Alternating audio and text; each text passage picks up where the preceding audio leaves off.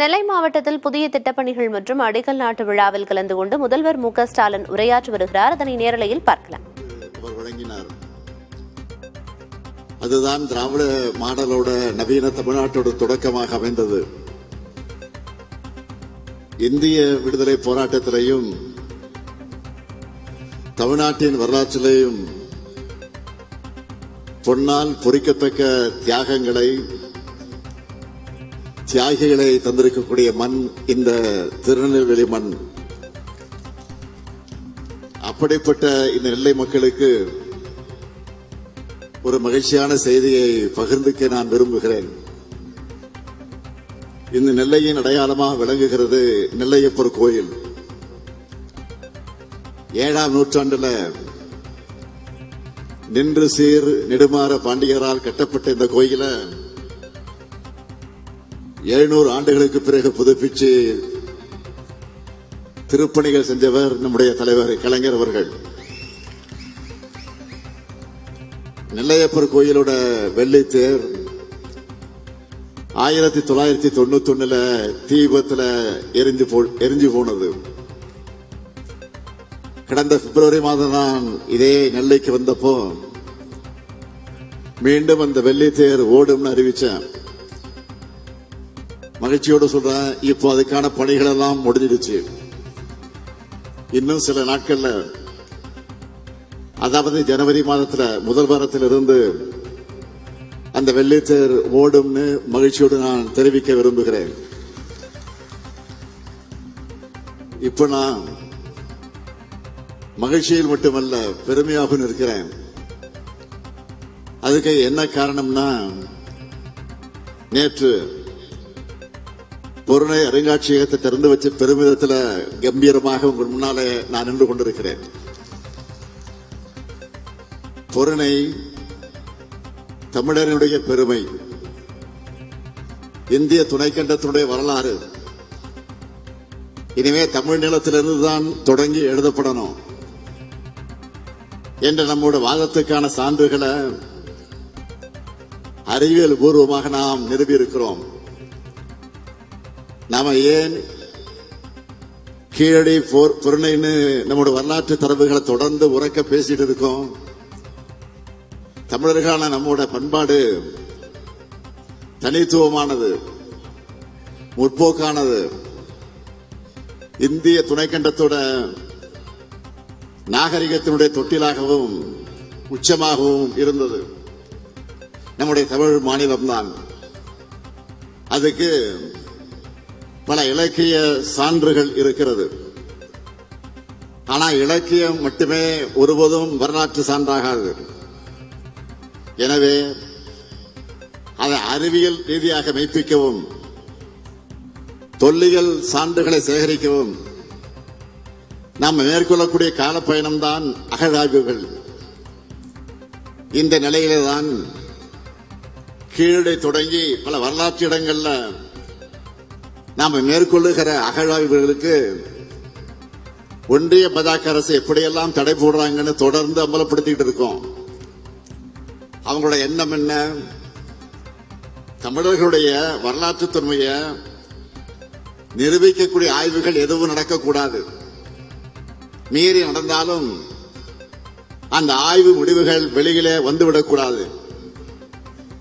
இப்படிப்பட்ட எண்ணம் கொண்ட தமிழ் மீதும் தமிழக மீதும் வெறுப்போடு செயல்படுகிற எதிர்த்துத்தான் நாம் இன்றைக்கு உறுதியோடு எதிர்த்து போராடிக்கிட்டு இருக்கிறோம். இல்லாத சரஸ்வதி நதி நாகரிகத்தை தேடி அலைகிறவங்களுக்கு கண் முன்ன நாம் வெளியிடுகிற ஆய்வுகள் தெரிகிறது இல்லை. அதுக்காக நாம் சோர்ந்து போய்விட முடியுமா? நம்முடைய கடமையிலிருந்து நாம் பின்வாங்க முடியுமா? நம்முடைய வரலாற்றை விட்டு கொடுத்துட முடியுமா? நிச்சயம் முடியாது. 2000 ஆண்டுகால சண்டை இது. இதுல நாம் தோற்ற மாட்டோம். நாமும் தொடர்ந்து அடுக்கடுக்கான சான்றுகளை வெளியிட்டுக் கொண்டே இருக்கிறோம். சான்றுகளை ஆய்வறிக்கைகளை வெளியிட்டா மட்டும் போதுமா?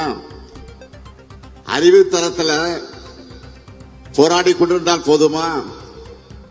அதையெல்லாம் மக்கள் மன்றத்தில் கொண்டு வந்து வைத்து இன்றைக்கு அந்த பணியை நிறைவேற்றிக் கொண்டிருக்க அதற்காகத்தான் அருங்காட்சியகங்களை அமைச்சுக்கிட்டு இருக்கோம். 13 ஏக்கர் நிலப்பரப்புல 54,296 சதுரடி பரப்பளவுல பொருணை அருங்காட்சிய அரங்கத்தை நான் திறந்து வச்சேன். தமிழ்நாட்டின் முதலமைச்சரா, தமிழ்நாட்டினுடைய தலைமை இயக்கமான திராவிட முன்னேற்ற கழகத்தின் தலைவரா மட்டுமல்ல, ஒரு தமிழனாகவும் நான் இன்றைக்கு பெருமைப்படுகிறேன். நான் இங்கே கேட்க விரும்புவது, உரிமையோடு உங்களை எல்லாம் பார்த்து கேட்க விரும்புவது, நீங்க எல்லாரும் குடும்பத்தோட போய் இந்த அருங்காட்சியகங்களை பார்க்கணும். பார்ப்பீங்களா? பார்த்தே தீரணும். இந்த நேரத்தில் இன்னொரு விஷயத்தை நான் குறிப்பிட்டாகணும். கடந்த 2021ஆம் ஆண்டு ஒன்றிய பட்ஜெட்ல ஆதிச்சநல்லூர் அருங்காட்சியகம் அமைக்க அறிவிப்பு வந்துச்சு. அந்த பணிகள் இப்ப எந்த நிலையில் இருக்கு? இன்னும் அதற்கான பணிகள் எதுவும் தொடங்கல. ஆனா நாம் ஆட்சி பொறுப்புக்கு வந்த பிறகு தமிழ்நாடு தொழில்துறை சார்பில் சிவகளை உள்ளிட்ட அகழாய்வுகளை மேற்கொண்டு இப்போ உலகமே திரும்பி பார்க்கக்கூடிய அளவுக்கு பொருணை அருங்காட்சியகத்தை உருவாக்கி இருக்கிறோம். அதனால இந்த நேரத்தில் மாண்புமிகு மோடி அவர்களையும், மாண்புமிகு நிதியமைச்சராக இருக்கக்கூடிய திருமிகு நிர்மலா சீதாராமன் அவர்களையும் தமிழ்நாட்டில் கட்டியிருக்கக்கூடிய பொருணை அருங்காட்சியகத்துக்கு, கீழடி அருங்காட்சியகத்துக்கு வந்து பார்க்கணும். இந்த கூட்டத்தின் மூலமாக, இந்த விழாவின் மூலமாக நான் அன்போடு அவர்கள் அழைக்கிறேன். நீங்க வந்து பார்த்தாதான் தமிழருடைய நாகரிகத்தை எந்த அளவுக்கு தொன்மை கொண்டதுன்னு தெரியும்.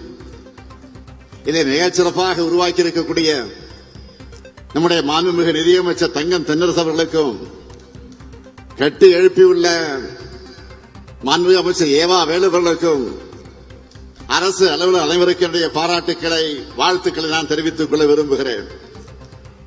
அமைச்சர் தங்கம் தென்னரசு அவர்கள் தமிழ் ஆர்வலர், தொல்லியல் ஆய்வாளர், இயற்கையின் காதலர்னு பன்முகம் கொண்டவர். அவர் இப்படி தமிழ் மேலையும் தொல்லியல் துறையிலையும் பர்சனலா ஆர்வம் கொண்ட ஒருத்தர் இந்த துறைக்கு அமைச்சராக கிடைத்திருப்பதிலே நான் மிகுந்த மகிழ்ச்சி அடைகிறேன்.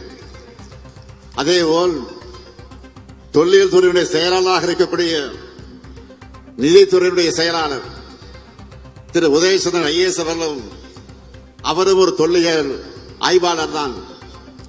தமிழ்நாட்டு தனிப்பெருமையை உலகம் ஏற்றுக்கொள்ளக்கூடிய வகையில் உயர்த்தி காட்ட வேண்டும் என்று அக்கறை கொண்டவர் உதயசந்திரன் அவர்கள்.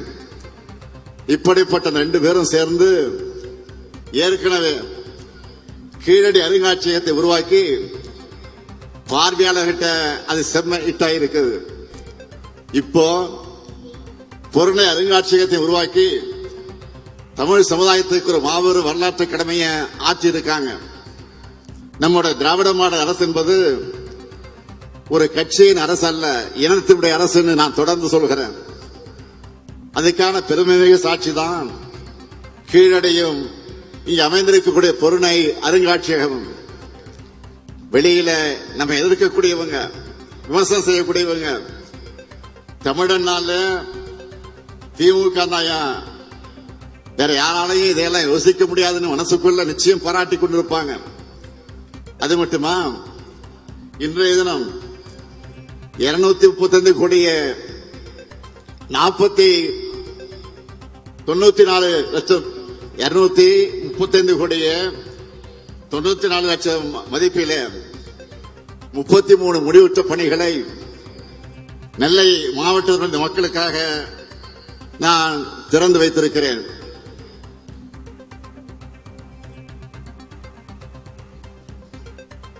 அதில் குறிப்பிட்டு சொல்லணும்னா, நெல்லை பன்னோக்கு மருத்துவமனையில் இதயம், நரம்பு, சிறுநீரகம், கல்லீரல் குறைபாடு அத்தனை பேருக்கும் சிகிச்சை வழங்க தேவையான நவீன கட்டமைப்புகளையும் கொண்ட மருத்துவமனை கட்டடம் முக்கியமாக இருக்கிறது. தமிழ் பெருமைக்கு பொருணை மியூசியம், மக்கள் உயிர்காக்க மருத்துவமனை, அப்ப நெல்லை மக்களுடைய அறிவு பசைக்கு என்னன்னு கேக்குறீங்களா? சென்னையில அண்ணா நூற்றாண்டு நூலகம், மதுரையில கலைஞர் நூற்றாண்டு நூலகம், கோவையில தந்தை பெரியார் நூலகம் மற்றும் அறிவியல் மையம், திருச்சியில பெருந்தலைவர் காமராசர் நூலகம் என்ற வரிசையில நம்ம நெல்லையில கண்ணியத்திற்குரிய காகிதம் இல்லத்தவர்கள் பேரால 100 கோடி ரூபாய் மதிப்பீட்டில் பிரம்மாண்ட நூலகம் அமையவிருக்கு. அதுக்கான அடிக்கலை இன்று நாட்டி இருக்கிறேன். நெல்லையோட அடையாளமா நெல்லையப்பர் கோயில், திருவள்ளூர் இரட்டைப்பாலம், தாமிரபரணி. இந்த வரிசையில இனி பொருணை அருங்காட்சியகமும் மாபெரும் அறிவு திருக்கோயிலா அமைய போற காகிதமில்ல நூலகம் இருக்கும். நெல்லைக்கு மட்டுமல்ல, பக்கத்தில் இருக்கக்கூடிய தென்காசி, தூத்துக்குடி, கன்னியாகுமரி உள்ளிட்ட தென் மாவட்டங்களை சார்ந்த மாணவர்கள், இளைஞர்கள் இதனால பெரிய அளவில் பயனடைவாங்க. மொத்தம் 356 கோடியே 59 லட்சம் ரூபாய் மதிப்பில புதிய திட்டப்பணிகளுக்கு அடிக்கல் நாட்டியிருக்கிறேன். 45,477 பயனாளிகளுக்கு 101 கோடி 49 லட்சம் ரூபாய்க்கு நலத்திட்ட உதவிகளையும் வழங்கக்கூடிய 30 விழாவாக இந்த அரசு விழாவை மிக சிறப்பான வகையில் ஏற்பாடு செய்திருக்கக்கூடிய இந்த மாவட்டத்துடைய பொறுப்பு அமைச்சர், நம்முடைய சீனியர் அமைச்சர்களை ஒருத்தராக விலகிக் கொண்டிருக்கக்கூடிய KN நேரு அவர்களையும் நான் இந்த நேரத்தில் பாராட்டுகிறேன், வாழ்த்துகிறேன். அனுபவமிக்க சிறந்த செயல் வீரர் உங்க மாவட்டத்துக்கு பொறுப்பு அமைச்சராக கிடைச்சிருக்கிறார். அவர் கையில பெரிய துறை இருக்கு. அதனால பெரும்பாலான திட்டங்களை அவரே உங்களுக்கு கொண்டு வந்து விடுவார். சீனியர் மினிஸ்டர் என்கிற காரணத்தால் மற்ற அமைச்சர்களிடத்திலே மிரட்டி உருட்டி கனிவா பேசி கொண்டு வந்துடுவார். இங்க நாம நடைமுறைப்படுத்தி வரக்கூடிய திட்டங்களை பார்த்தாலும் நேருவோட எஃபெக்ட் தெரியும். விழாவை சிறப்பாக ஒருங்கிணைச்சிருக்கக்கூடிய அவருக்கும், அதேபோல் மாவட்ட ஆட்சியர் சுகுமார் அவர்களுக்கும், இவர்களுக்கெல்லாம் துணையாக இருக்கக்கூடிய அனைத்து துறை அரசு அதிகாரிகளுக்கும் என்னுடைய மனமார்ந்த பாராட்டுக்களையும் வாழ்த்துக்களை நான் தெரிவித்துக் கொள்ள விரும்புகிறேன். 16 ஆண்டுகளுக்கு முன்னாடியே முதலமைச்சர் கலைஞர் அவர்கள் தாமிரபரணி ஆற்றின் வெள்ள உபரி நீரை வறண்ட பகுதிகளுக்கு கொண்டு போக 369 கோடி ரூபாய் ஒதுக்கி தாமிரபரணி, கருமணியாறு மற்றும் நம்பியாறு வெள்ள உபரி நீர் திட்டத்தை தொடங்கி வச்சார். 2021 நம்ம திராவிட மாடல் ஆட்சி பொறுப்பேற்ற உடனே இதுக்காக தனியாக அலுவலர்களை நியமிச்சு விரைந்து முடிக்க நான் உத்தரவு போட்டேன். தமிழ்நாட்டின் நதிநீர் இணைப்பு திட்டமாக வெற்றிகரமாக இது முடிக்கப்பட்டு கடந்த பிப்ரவரி மாதம் அது திறந்து வைக்கப்பட்டது. இதனால திருநெல்வேலி மாவட்டத்தில் 14,085 ஹெக்டரும், தூத்துக்குடி மாவட்டத்தில் 8,955 ஹெக்டர்னு மொத்தம் 23,040 ஹெக்டர் நிலங்கள் பாசன வசதி பெற்றது. அதேபோல் பாளையங்கோட்டை, நாங்குநேரி, ராதாபுரம், திருவைகுண்டம், திருச்செந்தூர் ஆகிய சட்டமன்ற தொகுதியில் இருக்கக்கூடிய வறண்ட பகுதிகளில் இதனால நிலத்தடி நீர் மட்டம் உயர தொடங்கி இருக்கு. வேளாண்மை பிணைகள் பெருகி இருக்கு. இப்படி நம்ம திராவிட மாடல் ஆட்சியில திருநெல்வேலி மாவட்டத்துக்கு ஏராளமான நன்மைகளை செஞ்சு இன்றைக்கு மக்களுக்கு அர்ப்பணிச்சிருக்கிறோம்.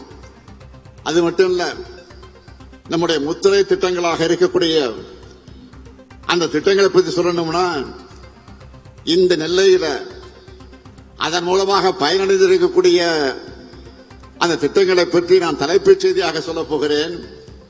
பெத்த மகனை கைவிட்டாலும் கூட என் மகன் ஸ்டாலின் இருக்கான்னு தாய்மார்களுக்கு தன்னம்பிக்கை ஊட்டுகிற கலைஞர் மகளிர் உரிமை திட்டம். அந்த திட்டத்தில் இதுவரைக்கும் 2,56,000 பேருக்கு மாதந்தோறும் 1,000 ரூபாய் வழங்கப்பட்டு வருது. முதியோர், மாற்றுத்திறனாளிகள் வீட்டுக்கே போய் ரேஷன் பொருட்களை வழங்கக்கூடிய தாய்மன திட்டத்தில் 48,434 பேர் பயனடைகிறாங்க. நலம் காக்கும் ஸ்டாலின் மருத்துவ முகாமில் இதே நெல்லை மாவட்டத்தை சார்ந்த 44,176 பேர் மெடிக்கல் டெஸ்ட் எடுத்திருக்கிறாங்க. விடியல் பயணத்தை பொறுத்தவரை சொல்லணும்னா தினந்தோறும் 1,83,000 சகோதரிகள் பேருந்துல சுதந்திரமாக பயணிச்சுட்டு இருக்கிறாங்க. புதுமை பெண் திட்டத்தில் 29,244 கல்லூரி மாணவர்களுக்கு மாதந்தோறும் 1000 ரூபாய் போய் சேருது. அதேபோல் தமிழ் புதுமை திட்டத்தில் 19,426 மாணவர்களுக்கு மாதந்தோறும் 1000 ரூபாய் வழங்கப்படுது. விபத்து நடந்தா உயிர் காக்கக்கூடிய சிகிச்சை அந்த செலவை அரசே ஏத்துக்கிற இன்னுயிர் காக்கும் நம்மை காக்கக்கூடிய 48 திட்டத்தில் 7,556 நபர்களுக்கு சிகிச்சை அளிக்கப்பட்டிருக்கு. முதலமைச்சருடைய விரிவான மருத்துவ காப்பீட்டு திட்டத்தின் கீழ் 1,40,000 பேர் இதுவரை பயனடைந்திருக்கிறாங்க. இதுவரை இல்லாத அளவுக்கு 91,227 குடும்பங்களுக்கு வீட்டுமனை பட்டாக்களை வழங்கி இருக்கிறோம். இதெல்லாம் மாநில அரசினுடைய முத்திரை திட்டங்கள். நெல்லைக்குன்னு ஸ்பெஷலா நிறைவேற்றின பணிகள். இப்ப வேலை நடந்துகிட்டு இருக்கக்கூடிய பணிகளை சொல்லவா? மானூர்ல அரசு கலை மற்றும் அறிவியல் கல்லூரி, அம்பாசமுத்திரத்தில் 93 திருக்கோயில்கள் சீரமைப்புடைய பணிகள் ஆகியவற்றை செஞ்சிருக்கிறோம். இதுபோக பழமையான 1000 ஆண்டு காலம் பழமையான திருக்கோயிலுக்கான திருப்பணிகள் திட்டத்தின் கீழ 33 திருக்கோயில்களை இன்றைக்கு அந்த பணிகளை நடத்திட்டு இருக்கிறோம். 605 கோடி ரூபாய் மதிப்பீட்டில் 6 ஊராட்சி ஒன்றியங்களுக்கான கூட்டு குடிநீர் திட்ட பணிகள், 421 கோடி ரூபாய் மதிப்பில் களக்காடு நகராட்சி மற்றும் 7 பேரூராட்சிக்கான கூட்டு குடிநீர் திட்ட பணிகள், மணிமுத்தாரணை பகுதியில் சாகச சுற்றுலா வசதிகள், பல்லுயிர் பூங்கா உள்ளிட்ட வசதிகளோட சுற்றுச்சூழல் சுற்றுலாத்தல மேம்பாடு, கூட்டப்புலி கூடுதாடையில தூண்டில் வளைவு, ராதாபுரம் வட்டம் விஜயாபதியில புதிய விளையாட்டரங்கம், தாழையொத்து முதல் கொங்காந்தான் பாறை அது வரைக்கும் மேற்கு புறவழிச்சாலை இத்தனை பணிகள் நடைபெற்று வரும். அது மட்டும் இல்ல, காவல் கிணறு ராதாபுரம் சாலையில ரயில்வே மேம்பாலம், புலவநகர்புரம் பகுதியில ஒய் வடிவில மேம்பாலம், ராதாபுரம் வட்ட ஆலந்துறை ஆற்றில் குறுக்கே உள்ள கஞ்சிப்பாறை அணைக்கட்ட மேம்படுத்தி அதனுடைய மேல்மட்ட மற்றும் கீழ்மட்ட கால்வாய்களை அனுமான நதி வர அகலப்படுத்தக்கூடிய பணி ஆகிய பணிகள் தொடங்க போகுது. மேலும் 1,875 கோடி ரூபாய் திட்ட மதிப்பீட்டில் அம்பாசமுத்திரம் வட்டம் விக்கிரமசிங்கபுரம் கிராமத்தில் கோரையாற்றின் குறுக்கே நீர்த்தேக்கம், 550 கோடி ரூபாய் மதிப்பில் சேரன்மதேவி வட்டம் தெற்கு வீரவநல்லூர் கிராமத்தில் வள்ளிமடை ஓடை குறுக்கே நீர்த்தேக்கம், 477 கோடி ரூபாய் மதிப்பில் திசையன்வெளி வட்டத்தில் இருக்கக்கூடிய குட்டம் அதை சுத்தி இருக்கக்கூடிய பகுதிகளுக்கு வெள்ள நீரை திருப்பிவிட நம்பியாற்றின் குறுக்கே தடுப்பணை அமைப்பது மற்றும் புதிய கால்வாய் அமைக்கக்கூடிய பணிகளுக்கான விரிவான திட்ட அறிக்கை தயாரிக்கப்பட்டு ஒன்றிய அரசினுடைய நீர்வள ஆணை ஒப்புதல் பெற நடவடிக்கை மேற்கொள்ளப்பட்டு வருது. நாங்குநேரியினுடைய கால்வாயை அகலப்படுத்தி புறவழி கால்வாய் அமைச்சு நாங்குநேரி பெரிய குளத்துக்கு கீழ் உள்ள 41 குளங்களை அந்த குளங்களுக்கு தண்ணீர் கொண்டு செல்லக்கூடிய திட்டத்துக்கு விரிவான அறிக்கை தயார் செய்யப்பட்டு வருது. ரொம்ப பெரிய பட்ஜெட்ல செய்யற மெகா திட்டங்களை மட்டும்தான் இப்ப நான் சொல்லி இருக்கிறேன். இன்னும் ஏராளமான திட்டங்கள் இருக்கு, முழுசா சொல்ல நேரம் இல்லை. இத்தனை சொன்னாலும் உங்க ஊருக்கு வந்துட்டு புதுசா அறிவிப்புகளை வெளியிடாம போனா நல்லா இருக்குமா? அப்படியே போனா நேரு சும்மா விடுவாரா? அல்ல, இங்க இருக்கக்கூடிய எம்பிக்கள் எம்எல்ஏக்கள் விட மாட்டாங்க. அதனால நெல்லை மாவட்டத்துக்கான முத்தான 3 அறிவிப்புகளை நான் வெளியிட விரும்புகிறேன். முதல் அறிவிப்பு, திருநெல்வேலி மாநகர் காந்தி நகர் அமைந்திருக்கக்கூடிய ராணி அண்ணா அரசு மகளிர் கல்லூரியில் 11 கோடி ரூபாய் செலவில் அனைத்து வசதிகளோடு புதிய மகளிர் தங்கும் விடுதி அமைக்கப்படும்.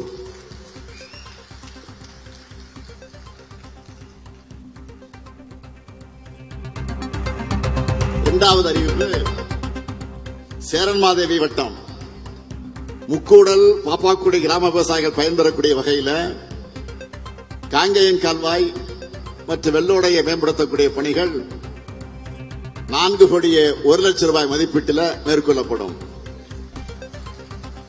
மூன்றாவது அறிவிப்பு, நாங்குநேரி மற்றும் ராதாபுரம் வட்ட விவசாயிகளுடைய கோரிக்கை ஏற்று 5 கோடி ரூபாய் செலவில் வள்ளியூர் பெரியகுளம் மற்றும் வள்ளியூரான் கால்வாய் ஆகியவை புனரமைக்கப்படும் என்று மகிழ்ச்சியோடு தெரிவிக்கிறேன். இப்படி மக்களுக்கு தேவையானதை பார்த்து செய்து தரக்கூடிய மக்களாட்சியை நாம நடத்திக்கிட்டு இருக்கோம். இதுக்கு அப்படியே நேர்மாறாக மக்கள் விரோத ஆட்சியா ஒன்றிய அரசு இன்றைக்கு நடைபெற்றுக் கொண்டிருக்கிறோம். இந்திய கிராமங்களுடைய உயிர்நடையாக இருந்து பல கோடி ஏழை மக்களுடைய வறுமையை போக்கின மகாத்மா காந்தி 100 நாள் வேலை திட்டத்தை இப்போ பாஜக அரசு திட்டமிட்டு முடக்கி இருக்கிறாங்க. மகாத்மா காந்தியுடைய பெயரையே நீக்கி பெரும்பாலான இந்திய மக்களுக்கு புரியாத இந்தி பேரை வேற வச்சிருக்கிறாங்க. மதச்சார்பின்மை, ஒற்றுமை என்ற சொற்கள் அது பாஜகவுக்கு பிடிக்காது. அதனால அதையெல்லாம் வாழ்நாளெல்லாம் வலியுறுத்தின காந்தியை அவங்களுக்கு பிடிக்காது. உலகம் முழுக்க இந்தியாவோட அடையாளமா இருக்கிற தேசத்தந்த காந்தியோட பேரையே இன்றைக்கு நீக்கி இருக்கிறாங்க. காந்தியோட பேரை நீக்கினது மட்டும் இல்ல, 100 நாள் வேலை திட்டத்தின் உண்மையான நோக்கத்தையே காலி பண்ணிட்டாங்க, அழிக்கிறாங்க. கடந்த 10 ஆண்டுகளா இந்த திட்டத்தை பல்வேறு கோணங்கள்ல கெடுத்தாங்க, பல வகைகளை நாசப்படுத்தினாங்க. ஆட்களை குறைச்சாங்க, வேலை நாட்களை குறைச்சாங்க, சரியாக சம்பளம் தரல, சரியா அங்கிருந்து முறையாக வர வேண்டிய நிதி ஒதுக்கீடு செய்யல. இன்னும் சொல்லணும்னா ஒன்றிய அரசு தர வேண்டிய நிதியை கூட மாநில அரசு தான் அந்த நிதியை சமாளிச்சு தந்தோம். இப்படி கொஞ்சம் கொஞ்சமாக நாசம் பண்ண இந்த திட்டத்துக்கு இப்ப மொத்தமா மூடு விழா நடத்திட்டாங்க. இனிமே மாநில அரசு 40 விழுக்காடு நிதி தரணுமா? ஏற்கனவே நிதி நெருக்கடி உருவாக்கி நிதி ரிலீஸ் பண்ணாம நிறுத்தி வச்சு நம்ம முடக்க பார்க்கிறவங்க இப்ப கூடுதல் சுமைய நம்ம தலையில கட்டுறாங்க. அறுவடை காலங்கள்ல 60 நாட்கள் வேலை எதுவும் வழங்கப்படாதுன்னு வேற மாற்றம் செஞ்சிருக்கிறாங்க. இதனால் வேளாண் பணி செய்தவங்க வாழ்வாதாரம் பெரிய அளவில் பாதிப்பை சந்திக்கிறாங்க. மொத்தத்தில் ஏழைகளுக்கு ஒன்றிய பாஜக அரசுக்கும் எந்த சம்பந்தமும் இல்லைன்னு கை கழுவி இருக்கிறாங்க. நாடாளுமன்றத்திலையும் இதை பற்றி முறையாக விவாதிக்காம அக்கிரமம் பண்ணாங்க, நிறுத்திட்டாங்க. இதோட விளைவுகள் யாரும் நினைச்சு பார்க்க முடியாத அளவுக்கு மோசமாக இருக்கிறது. அதனால அரசியல் இயக்கங்கள் எல்லாம், செயற்பாட்டாளர்கள், உலக புகழ்பெற்ற பொருளாதார அறிஞர்கள், நோபல் பரிசு பெற்றிருக்கக்கூடிய வல்லுநர்கள் எல்லாம் பலரும் ஒன்றிய பாஜக அரசு முடிவு எதிர்த்து குரல் கொடுத்திருக்கிறாங்க. இது ஒரு வரலாற்று தவறுன்னு எச்சரிக்கை மணியை ஒழிச்சிருக்கிறாங்க. இந்த நிலையில்தான் வருகிற 24ஆம் தேதி 100 நாள் வேலை திட்டத்தை நிறுத்துறதுக்கு எதிராக நம்முடைய திராவிட முன்னேற்ற கழகத்தின் தலைமையில் அமைந்திருக்கக்கூடிய மதச்சார்ப கூட்டணியின் சார்பில் தமிழகம் முழுவதும் ஒன்றிய முழுவதுமாக நாம் ஒரு மிகப்பெரிய ஆர்ப்பாட்டத்தை நடத்த வேண்டும் என்று அறிவிச்சிருக்கிறோம். ஆனா இதை பத்தி மூச்சு விட விட முடியாமல் இருக்கிறார். யாரு? போலி விவசாயி பழனிசாமி. உண்மையான விவசாயியும் நான் தான் விவசாயி சொல்றாரு. நானும் கேடிதான், நானும் திருடன் தான் சொல்லி சொல்ற மாதிரி நானும் விவசாயி தான் சொல்லிக்கிட்டே இருக்கிறதா இதுவரைக்கும் வாய் திறக்கல. ஏற்கனவே விவசாயிகளுடைய உரிமையை பறிக்க அவங்களால நடுத்துல நிறுத்தி பெரிய போராட்டத்தை நடத்தினாங்க. எதுக்கு? 3 வேளாண் சட்டத்தை பாஜக அரசு கொண்டு வந்துச்சப்போ அதுக்கு பாஜக காரங்களெல்லாம் மூக்கு மேல வேலை வைக்கக்கூடிய அளவுக்கு முட்டு கொடுத்தார். யாரு? பழனிசாமி. என்ன சொன்னாரு? நியாயப்படுத்தினாரு. போராடலாம் புரோக்கர் சொன்னாரு. அது மட்டுமா, சிறுபான்மையினருக்கு இலங்கை தமிழர்களுக்கு எதிரான குடியுரிமை திருத்த சட்டத்தை பாஜக கொண்டு வந்தப்போ நாடு முழுக்க போராட்டம் நடந்துச்சு. ஆனா இதனால எந்த முஸ்லீமும் பாதிக்கப்பட மாட்டார் மனசாட்சி இல்லாம சொன்னவர் யாரு? பழனிசாமி. இந்த துரோக லிஸ்ட்ல லேட்டஸ்டா அடிஷனலா 100 நாள் வேலை திட்டம் சேர்ந்திருக்கு. பாஜக அரசு பல கோடி ஏழை மக்களோட வயிற்றுல அடிக்கிறப்ப கூட அதை எதிர்க்க துணிச்சல் இல்லாம அநியாயத்துக்கு துணை போகிற இந்த செயலை மக்கள் மறக்கவோ மன்னிக்கவோ மாட்டாங்க. எனவேதான் மக்கள் சக்தியின் துணையோடு இந்த சட்டத்தையும் திரும்ப பெற வைப்போம். இது எங்களுடைய லட்சியம். ஜிஎஸ்டி அடாவடி ஆளுநர், மெட்ரோ நிராகரிப்பு அப்படின்னு ஒன்றிய பாஜக எத்தனை நெருக்கடியில் ஏற்படுத்தினாலும் போராடி வாதாடி திட்டமிட்டு அனைத்து வகையிலும் தமிழ்நாட்டை முன்னேறிய மாநிலமாக நாம் உயர்த்தி காட்டிக் கொண்டிருக்கிறோம். இந்தியாவிலேயே நம்பர் 1 மாநிலம்னு நாம சொல்லல, ஒன்றிய அரசின் அறிக்கையிலேயே அறிவிச்சிருக்கிறாங்க. நம்ம எதிர்க்கிறவங்க கூட மறக்க முடியாத அளவுக்கு வெற்றி என்பதுதான் திராவிட மாடல் கெத்து. அடுத்து அமைய போறது நம்முடைய ஆட்சி தான். உறுதியா சொல்றேன், திராவிட மாடல் 2.0 இன்னும் பல மகத்தான திட்டங்கள் வரப்போகுது. கலைஞர் மகளிர் உரிமை தொகையை இதுவரை 1,13,00,000 சகோதரிகளுக்கு கொடுத்துட்டு இருந்தோம். இந்த மாசத்திலிருந்து கூடுதலா எவ்வளவு கொடுக்கிறோம்? 16 லட்சம் பேருக்கு அதிகமாக மாசம் 1000 ரூபாய் கொடுக்கிறோம். நம்முடைய திட்டத்தை இந்தியாவில் பல மாநிலங்களை ஃபாலோ பண்ண ஆரம்பிச்சிட்டாங்க. பாஜக ஆட்சியில் ஒரு மாநிலத்தில் கூட கொடுத்துட்டு இருந்தாங்க. அதான் இப்ப திருப்பி கேட்கறாங்க அதை கொடுத்தத. ஆனா நாம கூடுதலா கொடுக்கிறோம். இப்போ திருப்பி கேட்கல, கூடுதலா கொடுக்கிறோம். இதான் திமுக ஆட்சி, இதான் திராவிட மாடல் ஆட்சி, இதுதான் தமிழ்நாடு. உங்களுடைய அசைக்க முடியாத ஆதரவோடு இது என்றும் தொடரும். எத்தனை தடைகள் வந்தாலும் திராவிட மாடலால் தமிழ்நாடு வெல்லும், தமிழ்நாடு வளரும். நன்றி, வணக்கம்.